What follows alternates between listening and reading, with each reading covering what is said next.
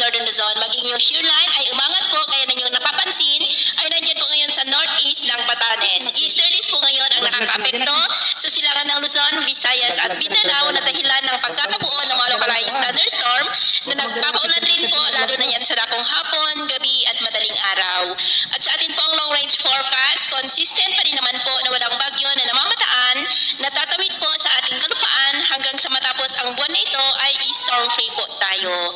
At sa lagay ng ating panahon, ngayong hapon ay nakakaranas pa rin ng cloudy skies with isolated rains sa may Ilocos Region, Cordillera, ilang bahagi ng Cagayan, Isabela, Calabarzon, Camarines Provinces, Albay, Catanduanes, Sorsogon, Marinduque, Romblon, Oriental Mindoro, Aklan, Negros, Cebu, ilang bahagi ng Leyte, Northern Samar, Giwan at malaking bahagi ng Mindanao. At mamayang gabi, posible pa rin po ang mga isolated rains sa ilang bahagi ng Cordillera, Ilocos Region, Southern Luzon, Aklan, Eastern Visayas at ilang bahagi ng Mindanao. Kaya mag-ingat pa rin tayo dahil posible pa rin ang mga banta ng mapagbaha at pagguho ng lupa.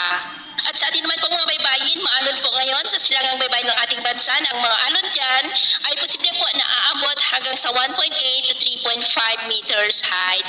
Kaya hanggat maaari po ay iwasan na muna natin ang papalaot dyan sa mga may kulay pula para po mas makaiwas sa mga sakunang pangkaragatan.